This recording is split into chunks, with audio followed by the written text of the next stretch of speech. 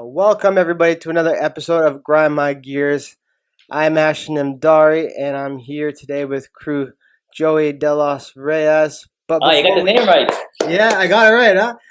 Before we get started, though, head over to AshtonDariMMA.com and pick up your gear. Support the cause. Beautiful looking stuff. I just got the muscle tees in. Gyms are opening. Show off those arms before they get jacked. So get your stuff. Use discount code Brown Privilege to get yourself 10% off. Hey, with a last name like that, how did you not pick up girls in high school? Yeah, actually, De Los Reyes means of the king. So I try to play off the prince thing a lot. You know what I mean? I was an immigrant from another country, and you got to come with me. I'm the prince, et cetera, et cetera. So sometimes I scored, sometimes I didn't.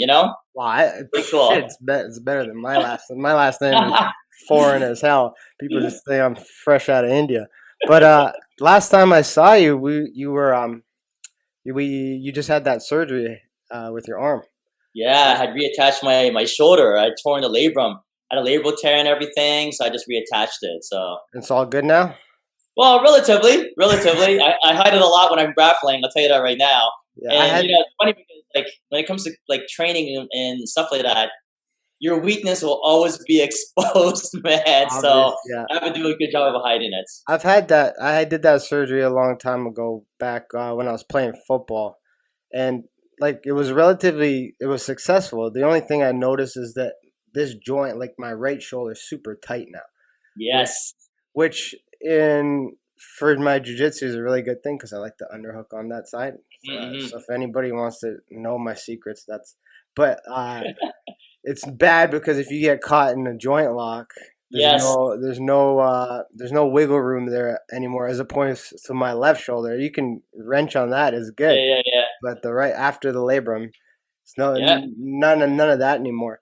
I know But you've had quite a few surgeries, man. You're like the $1 million man. brown people weren't meant for professional fight. Southeast Asians, man, we're kind of like we're the lowest in the gene pool. We're soft. I'm joking. I'm my parents are Guyanese. Ah, That's the low. Like if you've ever been to Guyana, they don't even have athletic fields there because no one does anything. We're known for playing dominoes and driving Ubers. Um, bones, man, bones. I love playing bones, man. That's good. but That's good. it's great to talk to you. It's great to see you again. It's nice to Likewise. know. It's nice to know that you're still around, based on all the crap that's happening. Still And surviving, man. Still and surviving. And like for people who don't know, Crew Joey's been in the game. I think your gym's been like around 20 years plus. Yeah, 20 plus years. I've been playing around with martial arts for about 30 plus years. Yeah, So we're based in Mississauga. We're really lucky to service our community with martial arts. yeah. And one of the beautiful things about you is like it's not just you know how like a lot of instructors are like a single martial art. You're one of the very few that really takes that risk and dives into a whole bunch of other arts. Like I know you do a lot of jujitsu, you do a lot of Kali and that Filipino the fighting and Krav Maga as well, right? Yeah, yeah. So I'm lucky that I train I love all martial arts. I may not like their applicability when it comes to real combat, but I do appreciate movement. I appreciate athletics and stuff like that. So I've done like boxing, Muay Thai, Sabat, Jeet Kune Do, Bruce Lee's martial art, the Filipino martial arts. Krav Maga has been my latest like fixation. I've been doing defensive tactics for law enforcement training, and I'm still currently training in Brazilian Jiu-Jitsu and Judo. I picked up Judo recently. Probably not really a good art for an old guy, but I like Judo a lot. Yeah, It's been really, really cool. And I picked up Judo to kind of accentuate my Muay Thai clinching to yeah. see what it could offer to me in that respect. So I love all aspects of martial arts. I really do. Well, that's a rare thing because like nowadays, and I find this with certain arts, not necessarily. I don't want to pick on jujitsu because I'm a jujitsu guy, but I find there's a lot of ignorance towards other art. Like my art is better than the other one. I have a black belt. If you don't know jujitsu, you don't know like there's this kind of thing. Not everybody. I don't want to generalize it too much. Right, right, There's a right. few of them out there, and I find it's kind of stupid because like if you look at this last weekend, the UFC karate was on display with Wonder Boy. Like Yeah. even though he lost the fight, that was he has like him a couple other guys in terms of karate. Even Conor McGregor has a sort of karate style stance when he Right. fights, and so there's these applicabilities from these other arts that some instructors kind of just throw aside because jujitsu came to the forefront and in martial arts, and Mhm. I feel like it's unfair. I mean, I'm not a big fan of the whole kata and all that kind of stuff that some of the arts do, but Right. Right. in terms of their applicability, like if you can get karate footwork down, taekwondo footwork down, you're a very dangerous stand-up fighter, right? Right. Right. Yeah. So like two things there. Like it's karate was so respected in that particular match. Like look at Gilbert. Like people were booing him because they said it was a boring match. It was a boring fight and everything, It right? Or wasn't. maybe I they found liked it him. I great. don't know. But you and I know in a technical background, it's like, dude, he did the right thing because do you really want to stand up long time with Wonder Boy and let him find out his timing, gauge his distance and everything? That would be erroneous on his behalf, right? So he Exactly. played his cards right, despite what people want to see like this all the time. It's just not going to happen that way. Even though it's a technician, he did the right stuff, right? And and even like on the ground with Gilbert's pedigree in martial arts, Brazilian Jiu Jitsu, it was quite challenging to keep him down sometimes. So it was really Yes. good to see that. And then secondly, too, Bruce Lee talks about this too. It truly is the man that makes the martial arts. It really does. And the good thing about martial arts is everyone believes their martial art is the best. Yes. And like we can see it like maybe in like in UFC and maybe some street altercations, which martial arts lend themselves better to competition or self defense, right? Argumentatively, right? But like, listen, I came from an old days where Kyokushin Kai karate guys, when they got their hands on you and they spar with you, it hurt. And Yeah. they're a traditional martial art, and they put a whooping on us, right? Well, Judo they guy, did a lot of bare knuckle stuff, like a lot of the yeah, stuff bare yeah, the judo knuckles. So, guy, he would make the planet his friend and slam you into the ground, right? yeah. So some of these old school karate guys and judo practitioner guys, they're no joke, right? Yeah. They may be traditional martial arts per se, but at times it's the man that brings out the martial arts. It really, really It's the exemplifies that style. particular style. Yes, Yes. he makes it work for him. So that's what I love about martial arts. People argue what's the best martial art here and there. I truly believe it's honestly it comes down to the man himself. Yeah. And However, knowing that some martial arts do lend themselves with training methodologies to be fast tracked or more applicable when it comes to competition and self defense. yeah. Well, and it's a good point. And like when I trained some of my clients and they're relatively new into kickboxing, boxing, and they're just getting into it. These are like professionals. They're not like martial artists. They work office jobs. They work Right, right. CEO, White white collar martial collar arts. CEOs. They want to get fit, but then they see how hard it is, and they're like, "Wow, this is like." They're the kind of personality once they gravitate toward difficulty, right? So like, "Wow, that's a hard word. I want to learn that." And one of the things I always tell them is, I will instruct you and teach you the technical right way. But at a certain point in time, at a certain level, this is why it's called martial arts. I want you to be creative. So like, I'm not going to teach you how Dominic Cruz fights because that's totally technically wrong, right? But the Yeah, reason it works is because it works for his body. So you learn the right. technical way. You learn how to turn your punches. You learn how to torque. You learn how to throw the hook. You learn how to turn your hips on the kick.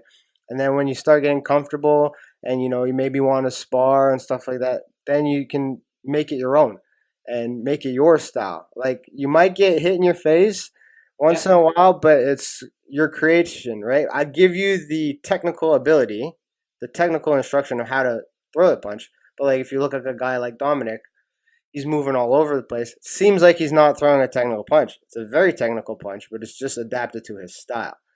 So it's and yeah, my yeah. you understand what I'm saying?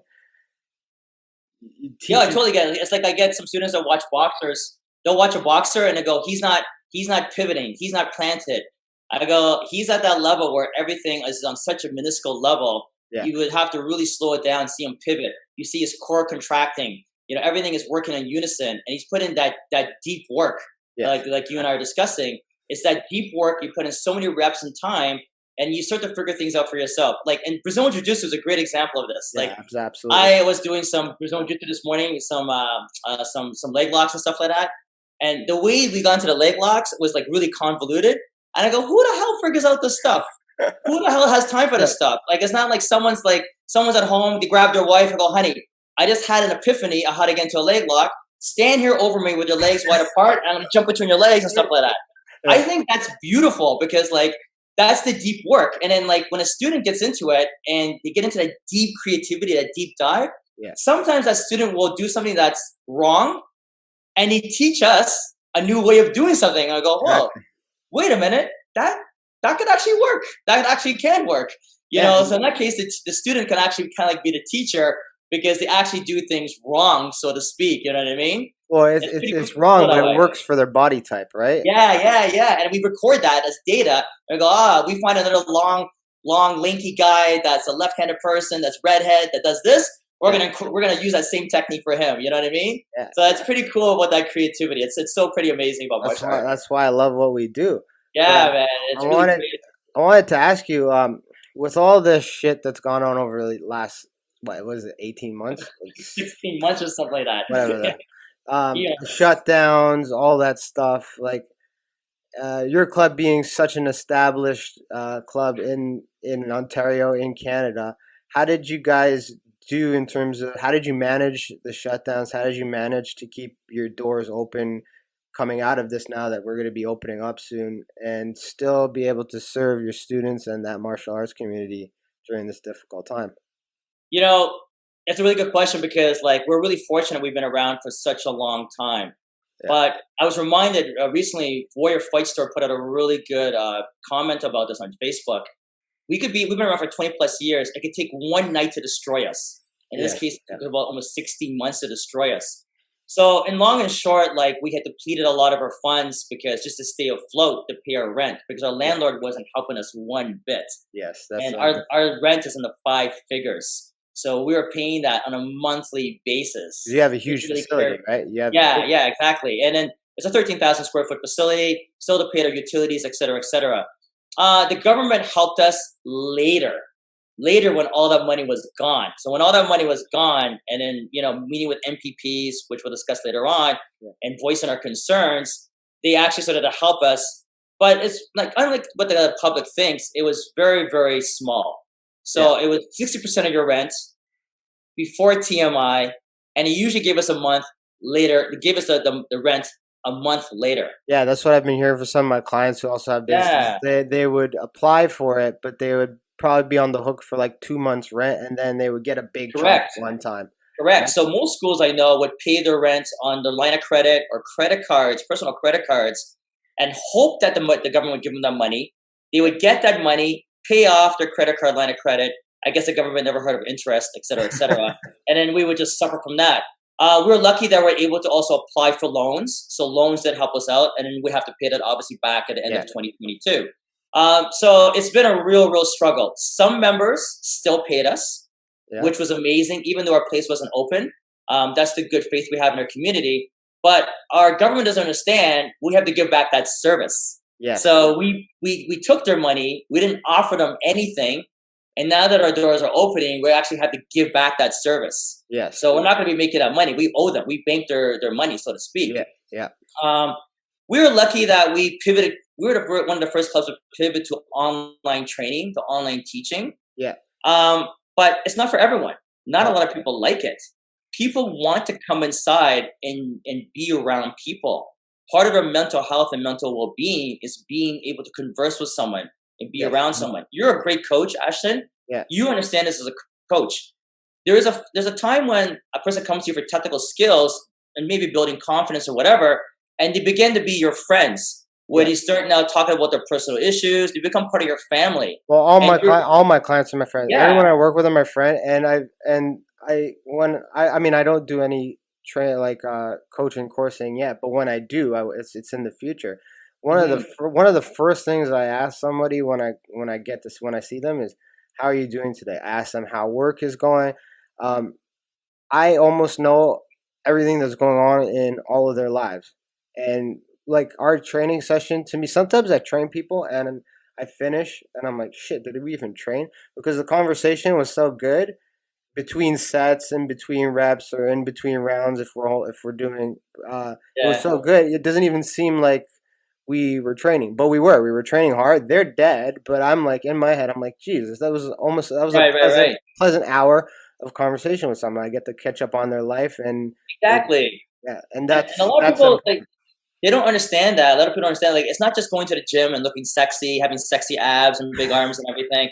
there's a whole culture that comes with it that it makes you feel really, really good. And you're developing rapport with other people who are on a common path to get better, to Yeah. improve their lives, right? And obviously we see that physical manifestation. They look great, they look sexy, yada, yada, yada. But also too, there's an aura of confidence and self-resilience, toughness that comes out of the gym that we need nowadays. And like I just felt that during this time, the government was doing their best to squash those ideas and to kind of like destroy the morale of the general population. So like we were able to pivot to actually teach like a lot of classes online, but it was nothing. It barely did nothing to support the school. So it's not the same. Like I did early on in the pandemic, I had torn my Achilles, so I had to pivot my whole. Yeah, I remember. Yeah. I had to pivot my whole business to a lot of virtual training. Now I did a lot of virtual training, but I also don't give a shit. I work hard. I have a family to support, so I was wheeling my ass to people to my appointments, scooting downstairs on my butt with my crutches to still do it. But there's a big difference between the online training and in person, being that it doesn't captivate the attention of some people. Yeah. Some people find it really, like the first couple, they're like, okay, whatever, but they find it boring. It's still like just working out almost on your own with someone staring at you in the screen, correcting you. For some people who are more introverted and they like to stay at home and that it works out great, it's another option that from this pandemic has kind of will stay. But for the most part, what I find is unless time is a factor and convenience is a factor for some people, they don't really gravitate long term towards virtual training. It's not a great learning tool, especially for martial arts. And for fitness, it doesn't give, like general fitness, it doesn't give the instructor the ability to actually, like, I have to rely on, be like, turn your screen, right? In the middle of a squat. Like, if you're in the middle of a squat and I need to, if we're in person, I can go from the side to and see what's going on with your hips or what to correct you. But if I'm on the screen, I don't fucking know. I have to ask you to turn your screen and turn your body, and even then, move that TV to the side. Pick up your 4-year-old, push him off to the side. You know what's going on there. I agree with you totally. You're right, Ashton. And also too, like there's a lot of small movements in martial arts that will be missed on the screen. Like that's why you see in stunt work. I train a lot of stunt guys. Example of stunt work. When you see stunt guys doing things, as you and I as technicians go, that's BS. That doesn't really work. Yeah. But the reason why it's so big and wide is so that the screen can pick up, the camera can pick up those wide motions. Yeah. If we did things really fast, no one would see all those small nuances, those small moves. Like look how complicated some of the moves are in jiu-jitsu or in the Filipino martial arts. They're really small and really like there's small nuances to it that get missed on the screen. Well, that's why on the screen you never see them parry, right? Yeah, exactly. I was teaching like defense on the screen, and it's a nightmare, right? You're not getting that particular energy from the instructor. Yeah. I'm teaching one of my students in Colorado, Filipino martial arts, and I'm going to swing a stick at your head. Here's a stick at your head, and I need you to block. And it's really challenging because he's trying to block this imaginary stick in the air and do these techniques. It's not really the best scenario, to be honest. And it's frustrating for the instructor, too. I can imagine, like, after a while, too. Yeah. Like, especially if like, say you do fitness classes, a lot of the instructors pick up the energy from the students, like, while they're doing it. So to just be staring at the screen constantly and seeing all these little blips on Zoom, different cameras. Yeah. It's hard. Like, say you're having, let's say as an instructor, you're having one of the, like all instructors have a day where you're not particularly energetic. Mm-hmm. It's hard to convert that energy into something positive and convey it over the screen when you're having a tired day, right? Whereas when you're in person, you'll see your students, you'll feed off their end because they're enthusiastic, they want to train, and you're just oh, fuck it, let's go. You know what I mean? Yeah, I agree with you. Like, and you know your students so well, Ashton. Like you walk around to the student and go, "Hey, John, how you doing? How's the kids? Come on, let's push harder." You walk to another student, "Yeah, that's good technique, man. That's really good. You're really improving a lot." It's kind of hard to like do that on the screen. You're kind of like this, going, "Hey, what's going on there, John? Like, are you still alive? Like, why's your screen black? Yeah, did you go to the fridge? What's going on here? Right? I can't see you anymore." Yeah. But here in person, we really have that energy going back and forth, and we feed off that energy. Yeah. Like you said, like you could come in on a low, and your students, like, when you see your students are there, they're excited to see you. They're like, here, I'm here to like learn from Ashton, and like, that's amazing. And then you start to feed off each other, and it's really hard to convey that on the screen. It's Yeah, tough. 100%. The other thing I wanted to get to is because you're such an OG in the community, you've been around for so long. You're one. Normally, when things are in motion in terms of the martial arts community, you're at the forefront of the information. You're you're an OG. Put it that way. For those Thanks, who don't man. know, for those who know, OG means original gangster, right? But I know that you've had some meetings with some MPs and members of parliament and different people in the government to lobby for us to get back open, that we were safe, that martial arts studios and other businesses like us were ready and safe to be open. How did those conversations go with them? Were they like open and wanting to get us back into business, or was it just like, hey, the science says that you guys are danger, so sorry? Like, first and foremost, I was really lucky that in my community, I have a lot of students and instructors who had good connections. Yes. So they were able to set up meetings with various MPPs so I could discuss my concerns and stuff like that. Yeah. So I'm very thankful for my community for allowing me to do that. And for the most part, the MPPs I spoke to two of them, and it was an email conversation with another. They were open to listening to us. However, I got the sense it was just a meeting to have more meetings in the future. Yeah. So there's a lot of bureaucracy and red tape, and you don't really feel like you're getting anywhere at all. Yeah. It's almost like they're like having a meeting to placate you and go, yes, we've heard your concerns. Thank you so much for showing up, and let's move on to the next stage, right? Yeah. It's unfortunate because like I know a lot of people besides myself had put a lot of effort in their presentations towards the government, and I don't know if they spoke out of term. They would promise us that we would push our presentations up the chain of command. Okay. So I know for myself, we did a whole YouTube presentation showing the safety of our school to give an idea how we could train martial arts safely, 6 feet apart, on a bag, et cetera, et cetera. And on YouTube, you could track how many times that video has been watched. Yes. And how much percentage that video has been watched. So I was promised that my video would be shown all over this board and to the finance minister and yada, yada, yada, yada. When I actually looked at the video to look at the stats for this YouTube video, it was watched once. It was watched once at maybe 10-15% of the video. Yeah. So that gives you an idea of how serious they would take our concerns. And we put our paperwork forward, how seriously they took it. Yeah. I was lucky to work with Waco on a small scale. I'm putting together return to play protocols for the sport. So Mozamo Nawaz of Waco, the president, he did a great job of formulating a great team. I was one of the non-PSO representatives because I have one of the largest clubs. Yeah. To sit on that board and to offer my opinion. It was great, and I feel really bad for Waco because again, they faced a lot of roadblocks from the other martial arts community. Sometimes the martial arts community doesn't want to work with each other. Yeah. It's really, really tough. We're our own worst enemy.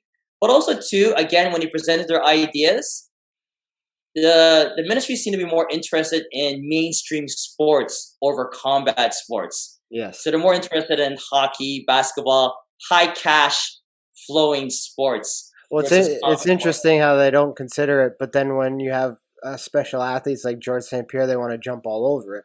But then they don't want to support it in the other times. You know what I mean? It's like yeah. But like I've had similar experiences that you just experienced. Like I'll give you an example because in my area, I live at Yonge and Eglinton, so there's like a ridiculous amounts of construction and nonsense going on. Some people are getting hit by cement trucks and all that kind of shit. And we have our MPP, and I'll call him out. Fuck that guy, Josh Matlow. He's a piece of shit. And so I've had numerous conversations with his office, and trying to just get change because I have 2 little kids, and we have this area. This area is so dense with these construction, and so I have very big concerns. Sometimes I live on a one-way street, which means in normal world, don't fucking drive the other way down the street. But you have cement trucks, driving the other way because they don't want to go the other way because there's more construction on that street and it's hard for them to make the turn. Well, I don't give a fuck. if you hit my kid, I'm coming after you, Yeah, for right? sure. For And sure. so these concerns I brought up, and their office kind of just like you said, they're like, yeah, great, we're gonna put it up there, but it ends up getting shoved to the side. Yeah. And he's more interested in, this particular guy is more interested in showing up on Totally. CB24, Yeah. getting his TV spots, than actually doing shit in the community. And I'll publicly call him out because I don't care. Right, that's the kind of person I am, and I will do it to his face if I see him again. But he doesn't show his face anywhere because he doesn't want those conversations. Yeah, yeah. And I agree with you totally. Like, I remember like a long time ago, I got a rude awakening how politics kind of work. When we're trying to legalize MMA, Yeah. and Chris Bonafoco had visited those meetings with me, I was stunned to hear the representatives from the government. So they would sit there and say, "We're holding this meeting. We're going to listen to your concern, but we're probably not going to listen to you." Yeah, but at least this guy was like, he had that clarity to like he was honest with us. But I was shocked, and like, you know what? It made me realize like, oh yeah, that's what this is. It's basically like he's here to show face. He's showboating and everything. Here I am. Da da da. I'm gonna listen to you, but in all sincerity, we're probably not gonna really do what you ask or even consider what you're thinking whatsoever. So, and some of the people I spoke with, like our MPP reps and everything, I was disconcerted to see how tied in they are with the pharmaceutical businesses. Yeah. Like they were like every day was pictures with pharmaceutical companies, this and that. I'm not saying like they're tied in together, but like like to a They certain are. degree, that's They their are. interest. That's where maybe their money's coming from. Yeah. It's really sad, right? And a lot of these things on their Instagrams and stuff like that, it's just basically to show to get more votes. They're not really concerned for us whatsoever. So it was sad to like have these discussions. I was invited for a third one. I go, listen, let's not waste each other's time. These are my concerns. I have an influence over 500 members. We'll be watching you, yada, yada, yada, yada. So, try to do the right thing, right? Yeah. But it sucks. It sucks. I don't really think they're there for the community at all.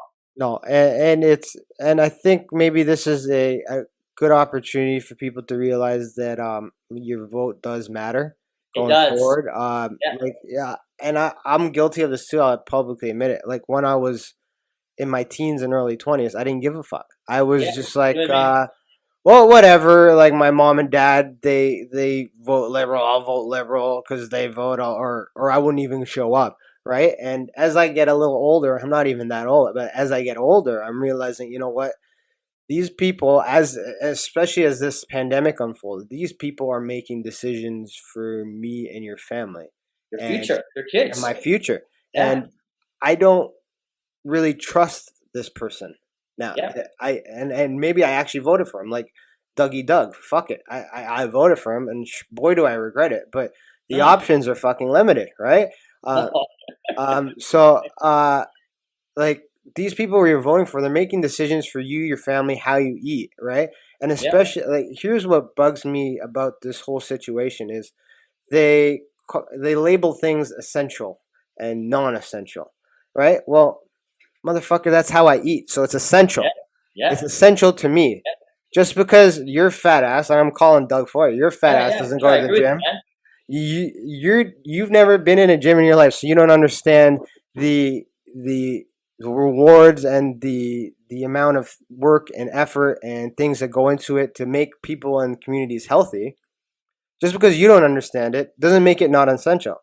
And it hurt my heart to be able to, Yeah. for 16 months, to walk around seeing people be able to get drugs and alcohol I agree. and burgers, right? Yeah. But it was illegal to do fitness.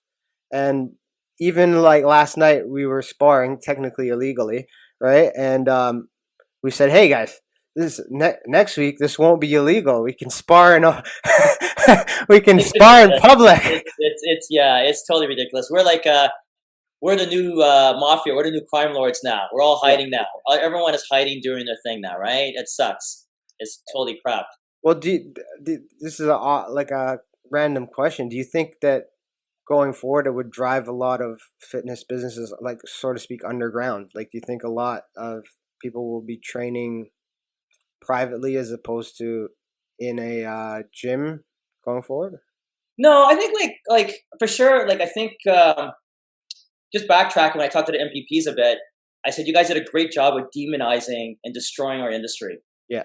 So you guys have shut us down so long and made it seem like we're the enemy that most people are going to be afraid to come into a fitness, any kind of fitness studio, martial arts, yoga, dance, whatever kind of sport, right? Because you guys have done a great job destroying our community, even though less than 3% of COVID cases came from our particular industry, like the fitness industry. Maybe even less than 3%, right?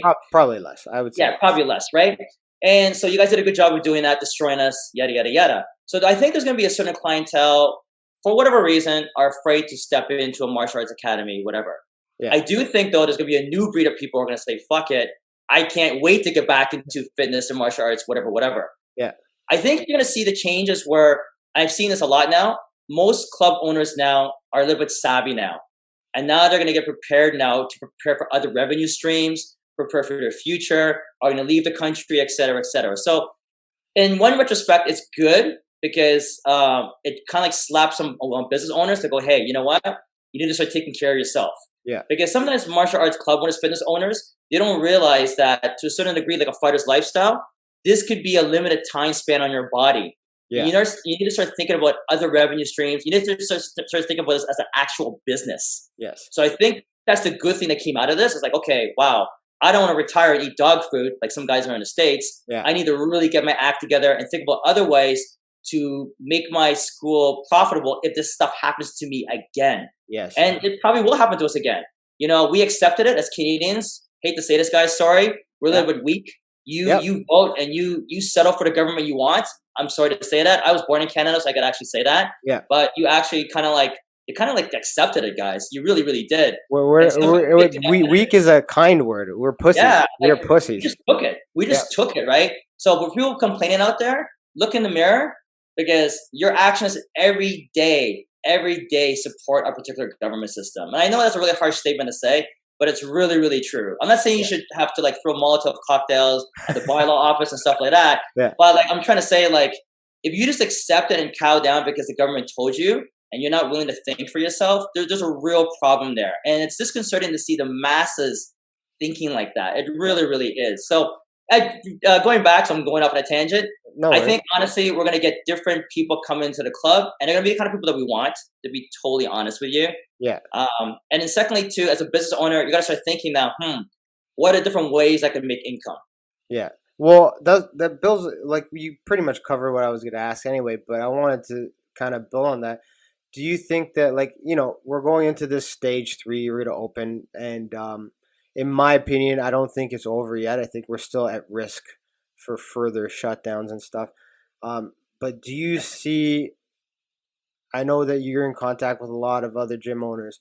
Do you see that there's going to be more bankruptcies going forward? Oh, yeah. Even though you get open, it doesn't mean that you're bringing in cash yet, right? So can we expect more of our favorite clubs to, you know, unfortunately fizzle away? Is that what I think you're gonna see a lot of service industry related businesses shut down because like the attitude is like they think like, again, I'm like talking to our MPPs and everything and various government officials. They think they're gonna open the doors and kabam, everyone's gonna come in with loads of money and throw it at our face. Yes, it's not gonna happen that way because again, remember, some people are a little bit hesitant because the media and government has done a great job of putting fear into the people. So people are going to be hesitant to walk into any kind of service industry out there, all right? Secondly, too, we don't know if people even have the money. Like some people have really logically lost their jobs. And then also, too, as we move on, we're seeing that our subsidy, our help from the government is going down. Yeah. So they already been telling us they're going to start cutting out support. They're cutting out wage support, et cetera, et cetera. So what's going to happen to us? We're hoping that we're going to get those customers coming into our front door, which may or may not happen. We really, really don't know what's going to happen. Do I think that we're going to be shut down again? Unfortunately, I do feel that's the case. Yes, and I do feel we're going to expect more service-related industries to be affected and possibly go bankrupt. I agree with you. This is not over. And I think a lot of people have to be, I'm not going to say take their head out of their ass, but maybe that's a good phrase to put it. But like, they're kind of like, oh yeah, you know what? We got 50% capacity. We have this and this, and you know, we're back to normal. That's not back to normal. And just because they're generous to give this back to us, yes, I don't think that fixes the situation. That doesn't give me back my 16 months. And we basically now allowed the government to do whatever they want to us. Yes. So it's just a matter of time before they do it again, and we're going to sit there and accept it. I think people have to sit there and realize that we've set the trend to kind of like spiral out of control in the future. Yeah. And that's like when this pandemic happened, I was against locking down. Like I think most majority business owners are against locking down, not just the martial arts industry. And the reasons why is because why? We want to like see the reasons why. We want to see the stats. We want to see the science, the real science behind what's going on here. When it came out, it didn't support the lockdowns. Right, not just cherry picking your sources, right? There's other sources out there that we could actually look at. And why can't we look at those sources, right? Yeah. What's the issue here, right? If it's that dangerous, it's that dangerous. But let's get everyone's opinions on what's going on here, right? Yeah. Not just one source of information. And then the challenge here is like, now that we trust the government and we allow them to do whatever they want, they could do this at any time. And that's my main concern. The first time I was like, we'll see, we'll go along with it. As it went along, it got worse and worse and worse. In particular, selfishly speaking, my industry. Yeah. But it's going to set the record and set the trend for the future. And I think people should be really concerned about that. I think you hit the nail on the head there. Like people think I'm naive, but if you look, they don't pay attention to the small details. Like for example, Doug Ford has the emergency powers to December 3rd, meaning that between now and December 3rd, if cases went up to 500, back to stage 2, right? So he within a snap of the finger, he can change anything.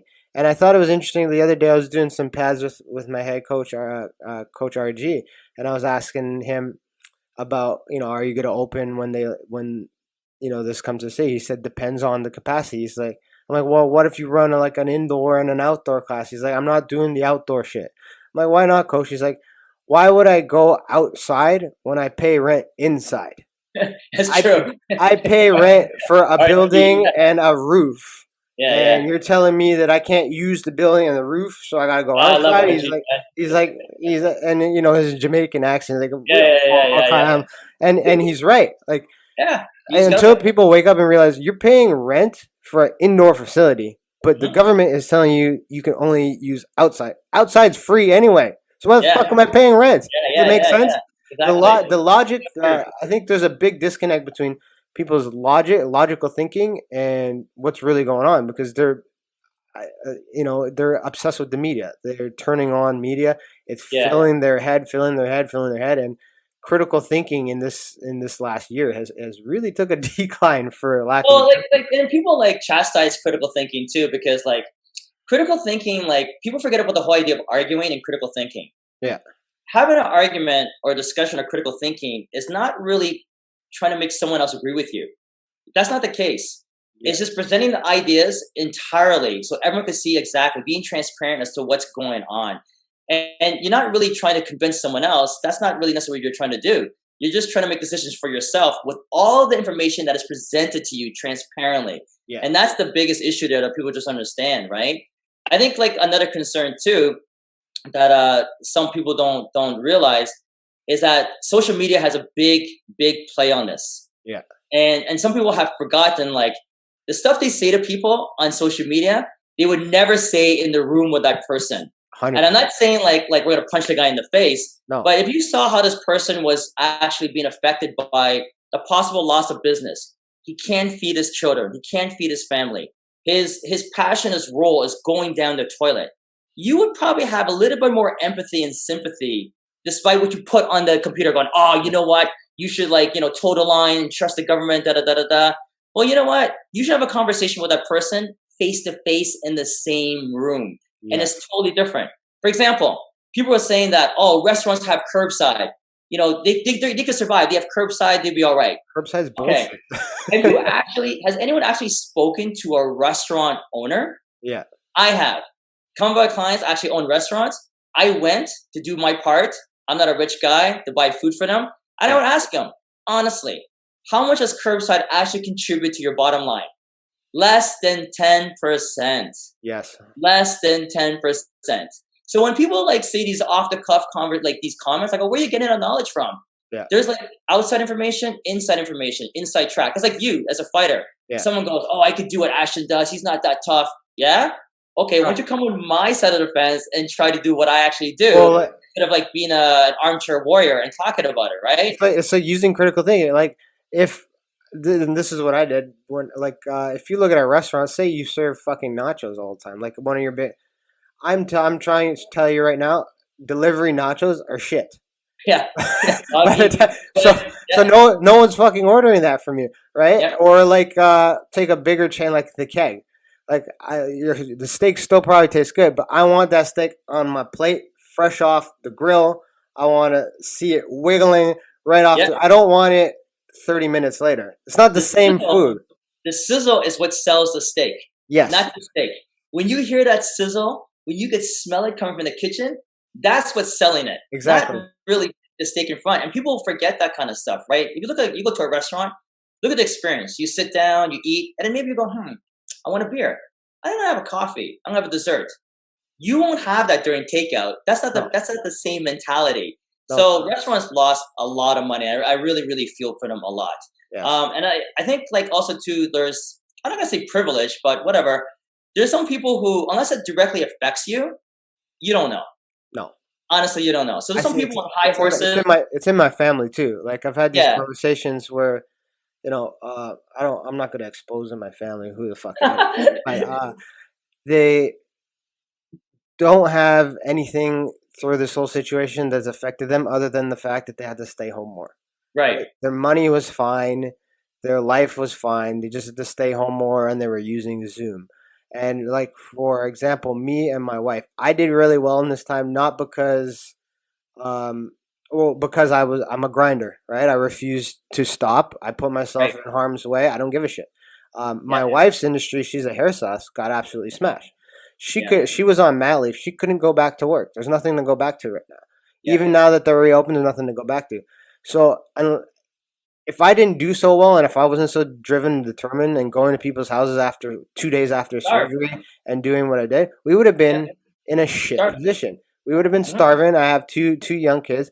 They have no clue what's going on, but they would have been Yeah. like, why aren't we have food in the cupboard, right? Yeah. And if I didn't do, and so put it this way, I did that, but not everybody can do that. They don't have that same accessibility, or maybe their industry doesn't allow for that to happen. Like for Right. example, Right. restaurants, Right. you can't cheat restaurants. So Yeah. there's a huge disconnect between people who weren't affected and people who were, and there are so many people who are affected, and it's almost like people don't care anymore. Oh, the jobs Yeah. numbers come out, big deal, right? Exactly, and like I think like too, like you said, like people would always tell me like, "Oh, the government's helping you," and I would actually have to write out the math for them to explain what that help looks like. Yeah, So like there is a huge disconnect, and I think like people have to be very careful what they read on social media, and what they get from the MSM and stuff like that. Because if you really want to know if it's really like if you really care, and that's the thing, right? Are you like do you care? If yeah, you don't, be honest with yourself. Like maybe you don't give a shit, and at least you're honest with yourself, right? yeah. But if you really care what's going on with your instructor or with your favorite restaurant, go ask them. Go actually speak with them. And Yeah, people forget that as a community, if you really actually care, get off your ass, call that person up and talk to them and have an educated discussion with that person and see 100%. how they're dealing with this particular situation. Because most people just don't know. They're just kind of like, they're going with the government saying like, oh, we're giving rent subsidy, we're doing this, this, and that. If Yeah, you truly knew what that was and you wanted to switch places with that person, you too will be doing what we're doing, yeah, doing underground ninja stuff, et cetera, right? yeah. So I think there's a really big, huge disconnect, to be honest. Well, There's a large one. social media is the real pandemic, in my opinion. I think Yeah, it's brought out an ugly side of a lot of people. And one of the things I wanted to ask you is, I kind of see it yeah, too. At the start of this, I'd say in the first 4 or 5 months, especially within the clubs that I train at, I saw a lot of friction between people. Like stuff people were saying, like you said, they wouldn't say to me in the gym, right? But they would, and you're free to express your opinions. I don't give a shit. But it was mm, very confrontational. So what I did personally was I just kind of eliminated those people off of my social media, mhm, because what was happening was every time I opened it, it became toxic, and mhm, I was getting angry, and in order for, these aren't bad people, right? They're no, not bad human beings. I've known them for so long, but because I'm seeing these opinions and we're clashing on, and for most part they were being more aggressive towards me than I to them. I don't want to hate you. I don't want to dislike you. I still want to be your friend. I still want to be a good person to you. So I had to get rid of them. Until you So get on the mat. No, I'm yeah, joking. no, I had to get rid of them. Yeah, yeah. Off of all those extra social media and all that stuff Right. in order to preserve those relationships. But I wanted to ask you is if, do you think that, I know it's not just happening to me, it's happening everywhere. Do you think that will spread over into the clubs and different fitness gyms and with those opinions? Because I'm kind of seeing it right now with these vaccine passport thingies. Yeah, yeah. I think like the most important thing to remember is like I think social media, you're right, Ashton, does really affect it. I'm actually going to do a talk with this with some of our young leaders and everything. There is empathy in social media, and there are two things that basically that affect us. Number one, like you said before, like you wouldn't be saying this stuff to this person if you're actually in the same room with you. Yeah. You could discern. Remember, like communication is much more than just words. There's body language, intonation, stuff like that. The energy we give each other, proxemics, how close we are to each other. That stuff really matters a lot in a conversation relationship. So you would not say that stuff in person, right? It would be maybe a little bit different if you're having a conversation. Yes. That's a problem with social media. The second thing is too, it's so easy to make a comment nowadays. Before a long time ago, my age, we didn't have phones. We had like this, like a crank to like dial up and call someone up. Yeah. Or you would have to go, yeah, you have a problem with me? You have to run 10 blocks to go find that guy and beat him up or have a discussion with him. Yeah. In other words, we had time.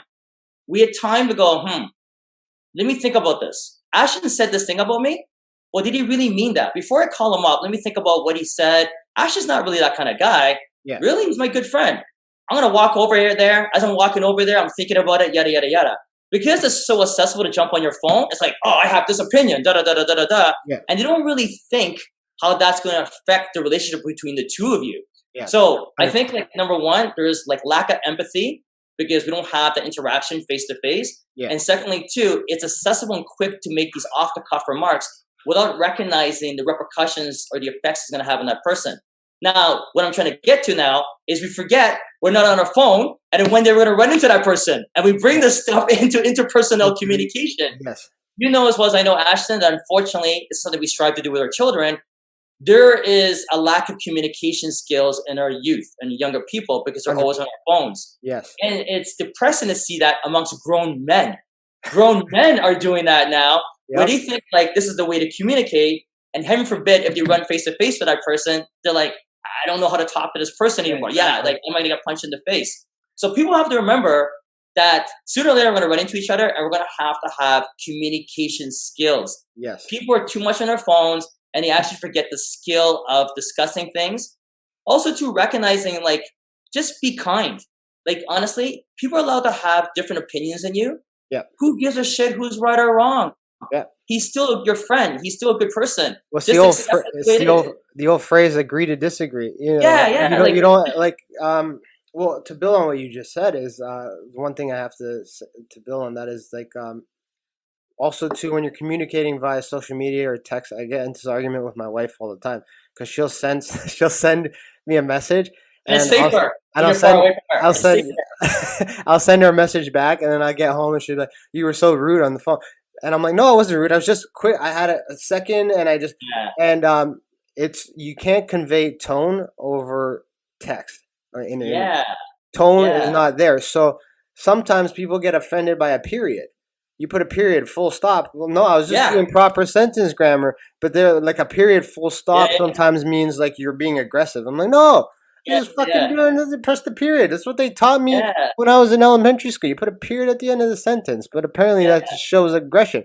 So there's no tone conveying online, right? Whereas I could be saying something as a joke and it's not taken as a joke and it gets taken way out of context.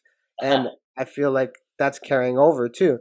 And the other thing is like I don't know how we got to this point where if two people have a difference of opinion, we have to fight about it, right?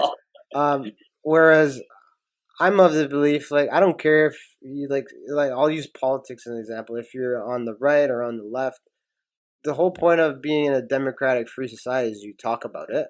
Yeah. You have your difference of opinions. Mm-hmm. You're totally entitled to your way. I'm entitled to my way. If they don't meet, big fucking deal. Agree to disagree.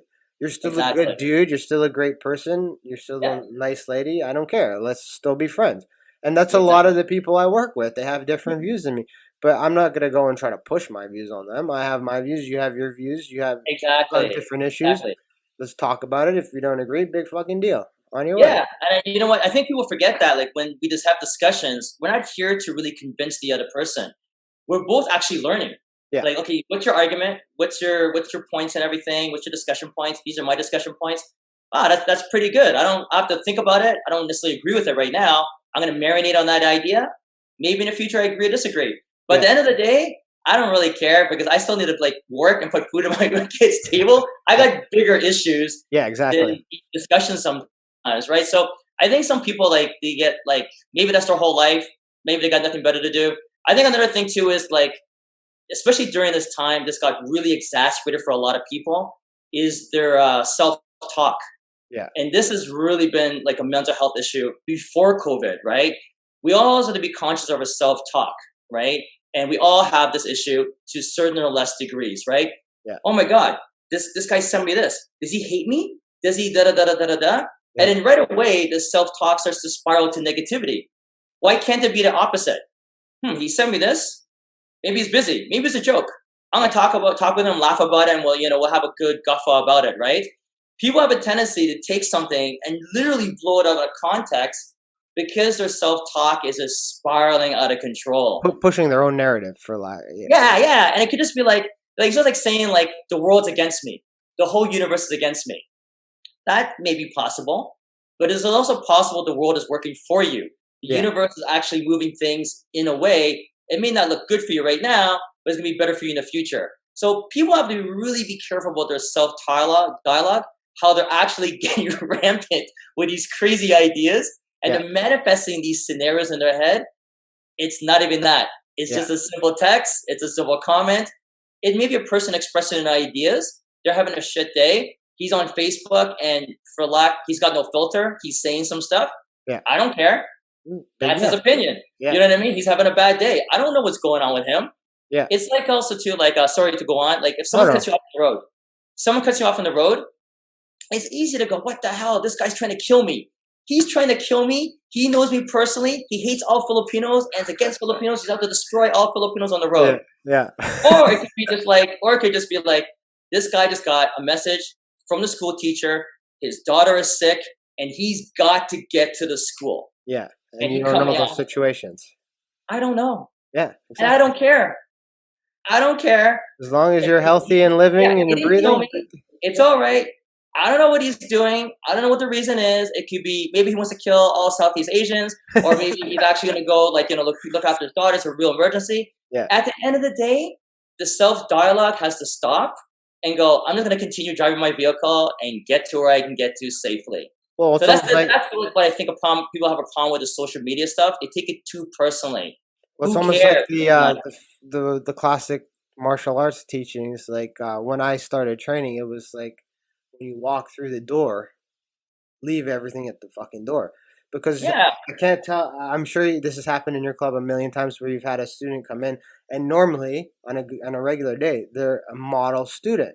But then there's that 1 or 2, 3 or 4 days where they'll come in randomly and they're just overly aggressive. They're going too hard with other students. And when you sit and actually talk to them, they just had a shitty day. And you have to, really emphasize to them, hey, I don't care what went on over there. I'm sympathetic to the fact that you had a shitty day. But when you walk in these doors, just let it go. Yeah. Let those little things go because they don't affect what you're doing right now. It's like Coach G, when he used to tell me, he's like, just live in the moment. Don't stop thinking about your future. Stop thinking about the past. Live in the moment. If you can focus on... Yeah, K-Ken's amazing. Yeah. Yeah. Or if you focus on what you're doing right now, then you're good. Like, that was one of the things when like you said, bionic, man. I've had so many surgeries. Overcoming them, it's like, I'll be in the gym room and I'll be like, well, what if I do that throw again and my knee pops? Well, Ashton, you're fucking healthy right now. Your ACL is intact. Your knee's intact. Stop thinking about things that haven't even happened. Yes. I'm manifesting fear in my head, right? If the biggest thing from this little what we just said is if you can just leave things at the door. Like Yeah. Even family. Sometimes I have a hard time when I come home and I have a long day and I walk through the door and I almost want to just vent right away. But I mean, like, they don't care. Like Yeah, exactly. my 3-year-old doesn't care about Yeah. any difficulties or whatever. She cares Very that true. daddy's home. Give her a fucking hug and kiss and be a good Yeah. dude. Like, you know what I Yeah. mean? And I think if we can all do that, then it's a cliche. The world will be a better place. But Yeah, like there's also too you have better sanity in your own mind too. Like you can rest in peace knowing this kind of stuff, right? So like I think that's really important. And unfortunately, like the good thing about maybe COVID, if you were smart enough, you could sit down and have these uncomfortable conversations with yourself. You yes, could look in the mirror and go, "Wow, I really have negative self-talk, and it's getting out of control. And how can try to control that?" The bad thing, if you're not aware of it, it could really make life miserable during these 15, 16 months of being locked down. which it It could has really for a spiral out lot of of control. people, which it has, right? Yes, it has, to be honest. One of the one. This is a totally another topic, but I just want to get back to martial arts now. Like, co- combat has been around for so long, and it's very rare to find a club that survives all these, like, 20 years. There's not just one or two things. You survived No. a whole lot of things. Starting, I believe you started like a Gold's Gym, renting space, Yep. and then worked your way up to here. But like, to get there, you need to have something that attracts people and really brings them in. So like, what is like the philosophy and like the teaching styles that have made you guys such a successful business, not just as a business, but like as a martial artist, because you produce a lot of great athletes, a lot of, even if it's just recreational athletes, great recreational and great professional. Like, what is it that made you guys be in business for 20 years serving martial arts? Like, what is that niche that you guys really put into that student that walks through your door? That's a good question, and thank you for the compliments, by the way. So like when I first started off Combat Arts, it was for selfish reasons, like probably for a lot of people, right? Yeah. And I didn't have a car. I loved all martial arts, so I wanted to attract all these great instructors under one roof, and I wanted to like just learn from them. So Yeah. that's what basically the reason was. Like I attract these instructors. It's from Jeet Kune Do, Bruce Lee's martial arts philosophy, Yeah. which was basically the way I interpret Jeet Kune Do as a concept, which is modern day mixed martial arts. Is I wanted to study all these different martial arts and really study them and take what works for me and add it to my personal style of fighting, the Yes. art of Yeah. martial, right? And so I attracted all these instructors to work for me, and I wanted to be with them as much as possible.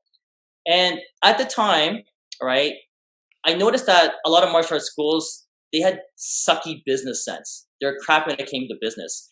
And even still, even now, some of them are really crap. There are some really good highlighted schools that I work with. They're Yeah. amazing for business.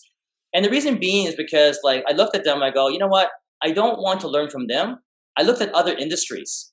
So to Yes. be totally honest with you, Ashton, like a lot of my business sense never came from the martial arts industry.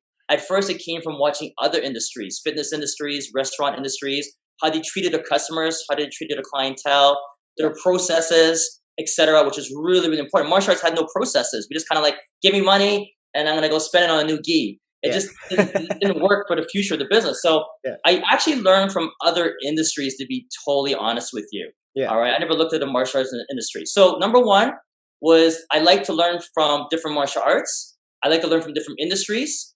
And then also when it came to training my athletes, at first I never looked at, it was really hard to find good teachers in our area. It was really far apart. Now you can Yeah. find almost a black belt in every corner. Yeah. Maybe not necessarily a good black belt, but a black belt everywhere. It was really hard to find experienced instructors. So I looked at other sports. I looked at how Olympic athletes trained. Yeah. And I found that when it came into martial arts, there was a lot of things lacking. As I'm sure you could attest to this. Yes. 100%. Proper training methodology, how to train your energy systems, like, how to train cardio, how to do proper weight cutting, Yeah. sports psychology, how to like fix your body repair. It was totally lacking in the martial arts world. So I moved on to other industries. I moved on to see what other sports had to offer. So that's what I did for myself. So I kind of stole from everyone else. Well, So you totally, didn't steal. You were just logical, because that's how other, like, if you look at big business, that's how they operate. yeah, The people are like, one of the great things about the last 2 years. Like, I'm heavily investing. Like, so I constantly am looking at balance sheets, and um, yes, I'm looking at business models and companies that they work with, and companies Right. that, like big companies, like, for I'll just use an example like Walmart. Who are they partnering with, and Yeah, yeah. other different revenue streams that all contribute to the end result earnings, right? Uh, Right. and so that's one of the big things that I see a disconnect in martial arts industry is, and probably what's leading to some of them going to be bankrupt, is that they didn't have that business sense that, yes, you're teaching martial arts, yes, you're teaching people defense and empowering them, but you're not empowering yourself in terms of your finances, right? Yeah, And like there's like you've heard of the E Myth, right, by Michael Gerber and everything. There's a yes, lot of great technicians out there, a lot of great martial arts instructors, but they don't know how to run a business. yes, All right, and there's two different skill sets, right? And this was a harsh thing for me to learn. I learned this erroneously the hard way. There's a lot of stories I can tell you about this, but it did take a toll on me. So like even if you don't know what you're doing, you have to hire someone to teach you what's yes, going on, right? And there's no shame in that whatsoever. And I think what helped me a lot at the time and still to this day is to have a white belt mentality. I'm willing to learn. I'm yes, not a black belt, right? Because sometimes, like, if someone told me I'm an expert, that would crush me because it means, like, I feel like, honestly, I know it sounds ridiculous to say that, yeah, like, it means, like, have I learned everything? That's yeah, kind of boring. I don't. I still practice martial arts to this day. I did like ashigarama. I did some like leg lock stuff, and I was like, dude, this is like really crazy stuff. I love it. yeah, But you have to keep learning. And then there was a time when I plateaued business wise. And then I started looking at martial arts clubs who actually are successful. And I go, oh, like they kind of like have passed me. They've passed me now. And what are they doing? And I don't mind talking to them and go, hey, can I pay you, for an hour of your time to figure out what's going on? I yeah, don't mind paying for a mentor or their services to get better. So not just like if I'm going to pay someone to teach me how to choke someone out, why wouldn't I pay a mentor for business? yes, Especially if I put like food on my kids' plates. So like this is like one of the things I found lacking in the martial arts world. There was a little bit of a black belt ego attitude, not just black belt for I'm not talking about Brazilian jiu-jitsu, I mean the black belt mentality, yes, that ego, the mindset. And for me, I was hungry to learn from everyone. I wanted to learn from different industries. I talked to different business owners. Ever walked through Club Monaco back in the day? And I saw like this really cool tag and how they attached it with a safety pin. I go, that's pretty cool. That's pretty innovative. I would take that home and put it on my desk. And I would look and I go, that's pretty cool. I wonder if I could do something with my apparel. yeah, When I went to Jamaica, I love the fact that they would do their onboarding process on the bus on the way to to the the place, resort, right? yeah, Which I love because I was like, oh, that's cool. I don't have to wait in line for 2 hours to do the yeah, onboarding process. When I walked into my hotel room, the TV turned on. Welcome, Joy, to Los Reyes. You're booked for your restaurant. Da da da da da. I go, yeah, man, that's so cool. I wonder how I could do that to service my members even better.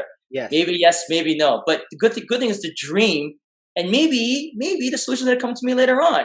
So yeah, like I think like as an entrepreneur, so at the time there was no real good accessible mentors when it came to business. yes, I read Anthony Robbins. He was my mentor. He didn't know he was my mentor. There's other people that were my mentor, like Tim Ferriss. They were my mentors. They didn't know they were. yeah, But I still needed to learn from someone. So, for lack of a better thing, I would go speak to other business owners, other coaches from other sports, Olympic athletes, and see what they were doing. They had a sports psychiatrist. They had people that did osteopathy, chiropractic care, sports training, proper sports training for athletes was yep, like coming in. These are things that we never ever knew before, and we need to take seriously now as a martial artist and as a business owner. yes, In other words, like when sometimes like trying to solve a problem, when right, trying to solve a problem, one thing I've learned, who has solved this problem before?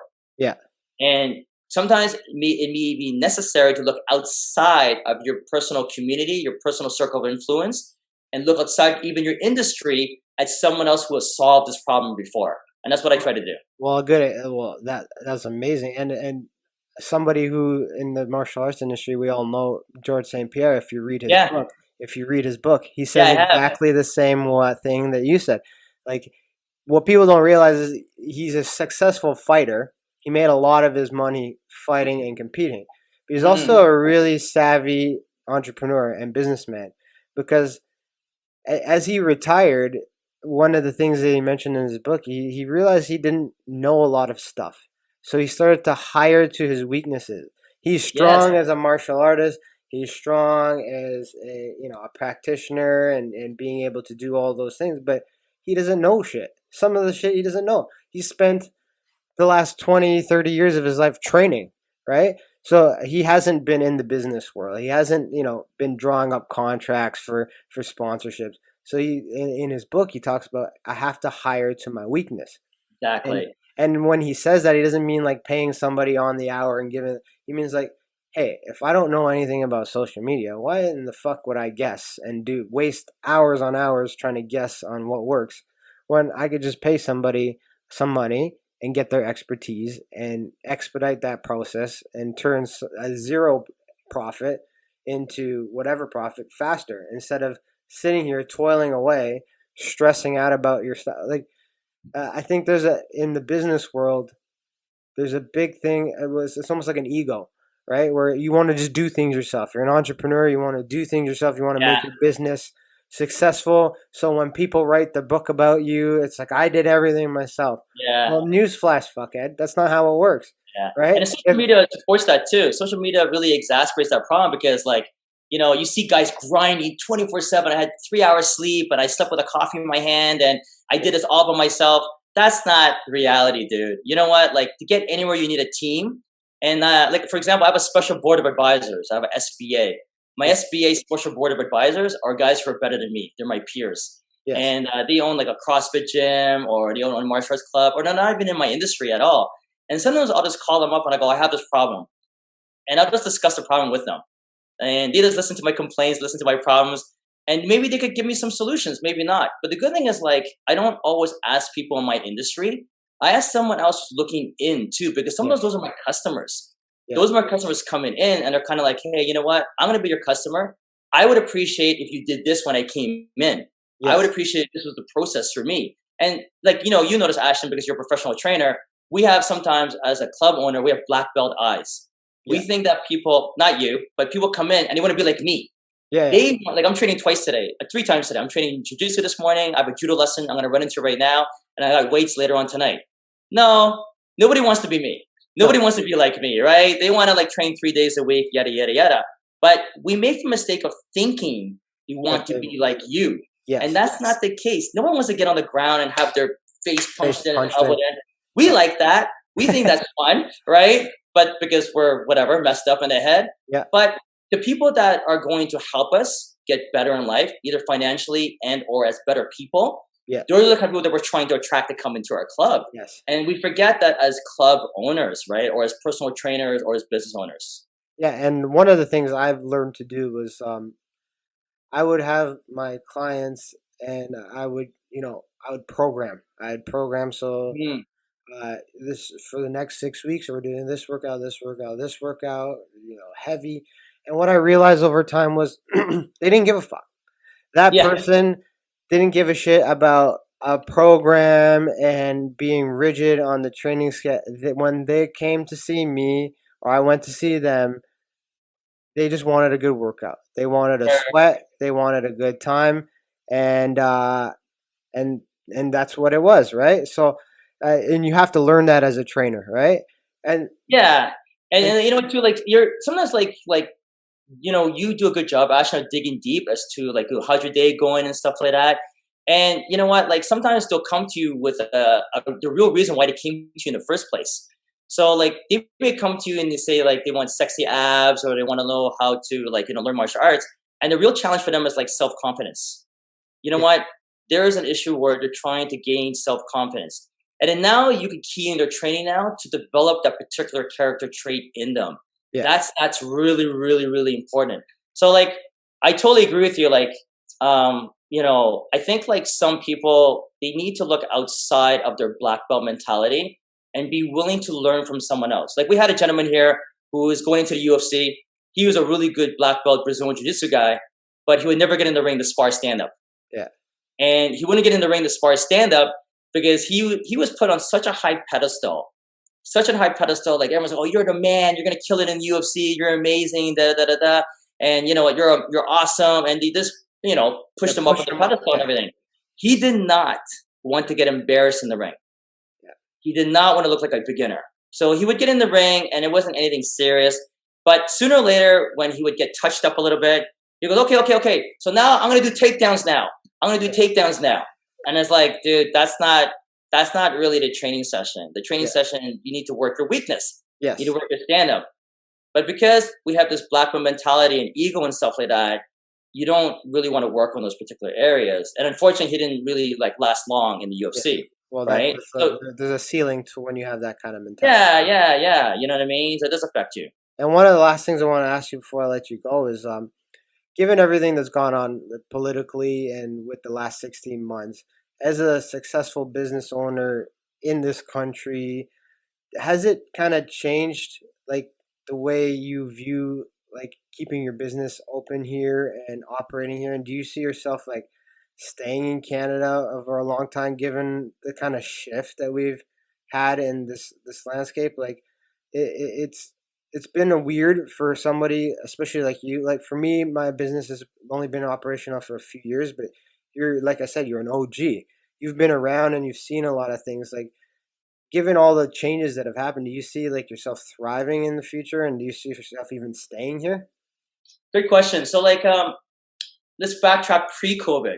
So pre-COVID, my goal has always been to like build this company up and then to one day, like, pass it off to my students, my coaches, because we need young blood to they have great ideas, they have great training methodology. My hope was to turn this club over to other people. That was my idea pre-COVID. And I wanted to basically retire like 6 months out of the year in Costa Rica or Belize, whatever. That's always been my dream. Now I want to do that faster. Like definitely it's unfortunate. I love Canada, but I feel like it's going down the drain. And definitely I want to leave even sooner. Like I look at your coach, Chris, who's in Belize right now, and I really respect what he did. In fact, I'm trying to get on a call with him because I got offered a job in Belize actually. And I wanted to discuss how living in Belize is right now. So yes, like to be honest, like I don't really like the landscape of Canada right now. And speaking to other gym owners, some of them have already picked up and moved to other countries already. And I can see that actually happening right now. I don't think Canada, specifically Ontario, is a safe place for businesses at all, to be totally honest with you. Like at least my particular industry or any service industry. Secondly, too, pre-COVID, we already saw the trends where they're trying to destroy the middle class and they're trying to destroy entrepreneurs. So a lot of people don't know there's a music tax. So a music tax was basically like, we got to notice that, saying that if you play music in your club, you're going to be taxed for it. And we're like, what? And where does this money go to? And does it go to the songwriter, the owner of the song? And no one can answer us. They can. No one can answer this question, right? We want to know where the money is going to, right? Secondly, too, the people that were collecting the tax money wasn't an official government agency. It was a non-for-profit organization that was working with the government. And I go, what's going on here? So we got a bill. We got a bill for $1,000 for 1 month. And they had the audacity to go, we're going to bill you $1,000 because according to your schedule, we checked your schedule online. And by seeing how many classes we have, we think you play this much music in your classes. So ergo, estimated bill is $1,000 unless you can prove otherwise. Gosh, Jesus. And I'm like, what? You're going to get taxes $1,000 a month for music for whatever, and you can't tell us where the money's going to? So we got our lawyer involved. And can you find out what's going on here? True enough, it's an actual bylaw or law. It's like 3 pages long, font number 6, and it's like small print, like 3 pages long. It's an actual bylaw or law, whatever you want to call it, right? I was shocked. Yoga classes, Zumba classes, meditation classes. Everything. If you have a meditation class and you're playing music, you have to pay taxes on that. And obviously I think it got squashed. We haven't heard anything ever since we contested it because we were like hot and heavy about it. We're like, dude, we're getting a lawyer involved. That's enough. That's a business killer. That's a business killer. It's ridiculous to say that, right? But we have seen trends lately where basically, like before COVID, where more taxation, more this and that. Middle class and business owners are getting squeezed every day. And this was basically a huge sledgehammer to us when this happened. So the long and short of it is I don't think businesses, our particular business, service businesses, can successfully do well safely in Ontario. And I'm not surprised that people are literally packing containers and moving to other countries. I'm not surprised by it whatsoever. And we're for me personally, I'm heading down that path. hopefully sooner than better. But I want to leave Kombat Arts in a good state for my future generation. Yeah, well, I mean, I agree 100%. And like, for example, me and my wife are considering the same. And fortunately for us, the way our business is set up, we can kind of move and it doesn't affect us the same way it does you. But Exactly. at the same time, it's hard to let go of a country that I've spent 30 years in and I love. My wife's a little bit better because she moved to Australia when she was young and she just picked up and left. So she's like, Yeah, "Oh, fuck it, it's a move. We'll just sell some shit and we get out of here." But yeah, for yeah, me, it's yeah, hard. But I feel the same way. I think that it's going to squeeze a lot of people out of here, yeah. and and the pieces are going to be left there, and unfortunately, they may not get picked up. Right? I agree. Like mad respect to Chris Bonafoco and everything. I think like I like to pick his brain and everything, master historian and everything. He knows something we don't know. I gotta watch your podcast, Yeah. and I think he knows something that we don't know. And like there's trends. Like we don't learn from history. We just don't. Like you know what? It's just a rude awakening. It just is. And people go, history does repeat itself. We should learn from it. We just don't. No. And I think there are worse things to come, honestly, for Canada. And I'm sorry to say that. I try to watch my negative self-talk, Yeah. but you know what? Like as a business owner, I can tell you, like the things that have been done to our industry and to as an entrepreneur, they're squeezing us slowly and surely. Yeah. Well, and 100% I agree with you. But I'll let you go now. I want to just thank you for coming on today. Can you just let everybody know where they can find you and how they can get in touch with you to train with you if they want to in Yeah, Mississauga? for sure. Well, first and foremost, Ashton, thank you for taking me on the podcast. I No love problem. talking to the young guys and everything. I think, like, honestly, sincerely, you're like the best younger version of ourselves, the great generation coming out. Guys, do hit up Ashton and everything for training and stuff like that because this is the new breed of guys who are coming out with the best of training. Like, guys like us, we learn the hard way and we're slow to pick up to the game. But Ashton, they're the new generation of instructors. So, guys, do yourself a service. Please reach out to him and train from him because he's got great stuff. Wherever he is in the world, you guys will learn from him. You guys can reach out to me, Joey Combat with a K on Instagram is probably the best way to reach me out. I'm very accessible on social media, good or bad. So Yeah. it's Joey Combat with a K. You guys can DM me anytime if you want to train with me, yes or no. But I really, really do appreciate you allowing me to come onto your platform and express my ideas and share my philosophy with you guys. I appreciate you coming on and doing it. It's more of a privilege for me to get to learn from you because you got a wealth of knowledge. And also to all you fucking people out there watching this shit, subscribe, subscribe, fucking guys. You like and subscribe, like Yeah, Jesus yeah, Christ. yeah, guys. Like, you know what? Like, this guy, Ashton's a grinder and everything, and there's stuff like that. He's doing great things.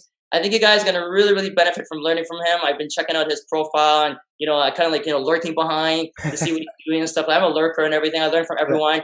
He's doing some great stuff. I'm hoping him and I can get together to think about some business ideas together. He teach me some stuff too. So, yes, guys, sir. do yourself a service. Like, subscribe to him and everything. Check out his stuff, and do follow him on social media too, please, guys. Thank you, sir. I appreciate Thank you. it. Cap Kun Cap. Thank you so much, guys. Thank you, guys.